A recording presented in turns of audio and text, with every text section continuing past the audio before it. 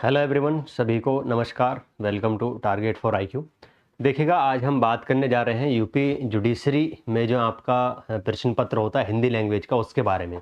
उसमें कितने टॉपिक हैं और क्या क्या उसमें क्राइटेरिया है, कैसे कैसे उसमें निबंध पूछे जाते हैं, आखिरकार गद्यांश को रिलेट करके कैसे हम चीज़ें सॉल्व करते हैं, वो सारी चीज़ हम बातें इसमें डिस्कस करने जा रहे हैं।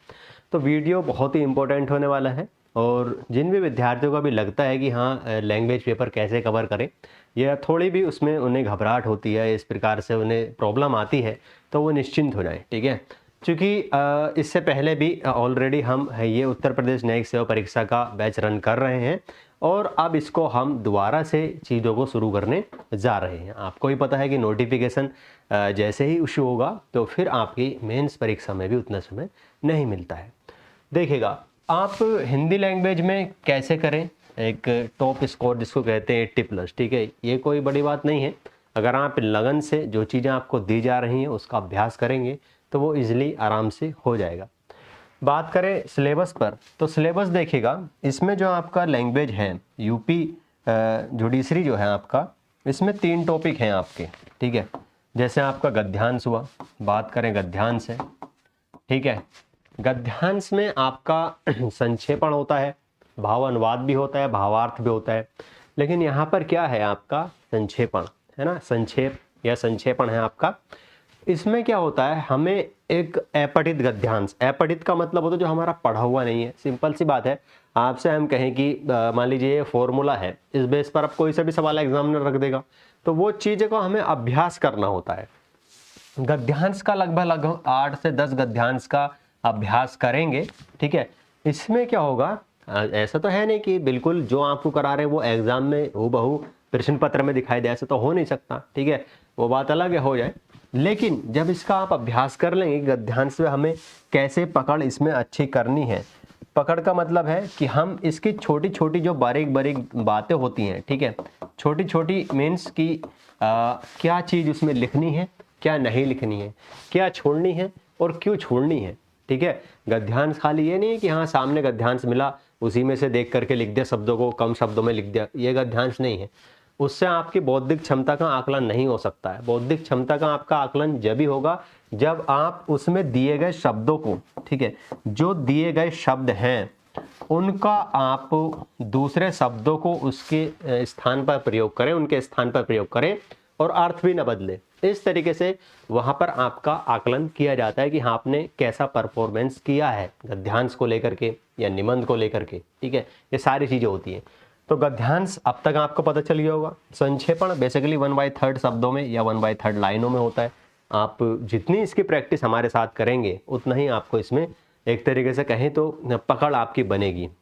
अब इसमें बात करें हम, जो हमारा दूसरा टॉपिक है वह है निबंध। ठीक है, बात करें निबंध, तो आप जानते ही हैं कि निबंध भी लगभग 10 से 12 निबंध करने होते हैं शुरू में। ठीक है, 10 से 12 निबंध जरूरी होते हैं, क्योंकि हम एग्जैक्ट तो कह नहीं सकते कि हाँ ये निबंध है इसी पे सारा आ जाएगा।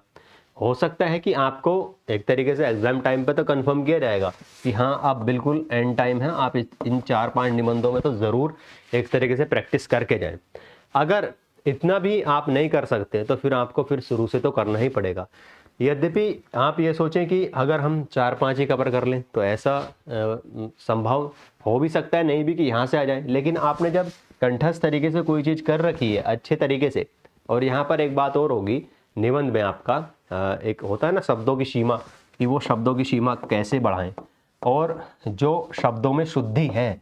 ठीक है, ये दोनों चीज़ें, शब्द सीमा और शब्द शुद्धि, इसको लेकर के भी इस बार आपका कुछ अलग ही चीज़ शुरू होगी। कुछ का मतलब है कि मात्राओं को लेकर के क्लासेस होंगी आपकी, है ना। तो बहुत क्या होता है ना, आप ये नहीं कि खाली अक्षर सीधा बना दे तो काम चल जाएगा, मतलब साफ लिख दे काम चल जाएगा, वो तो ठीक है। अब मान लीजिए मात्रा ही उसमें गड़बड़ है, मात्राओं में ही त्रुटि आ रही है, तो फिर वो कहीं ना कहीं आपकी जो एक एबिलिटी है ना, योग्यता है, उस पर क्वेश्चन मार्क आता ही है।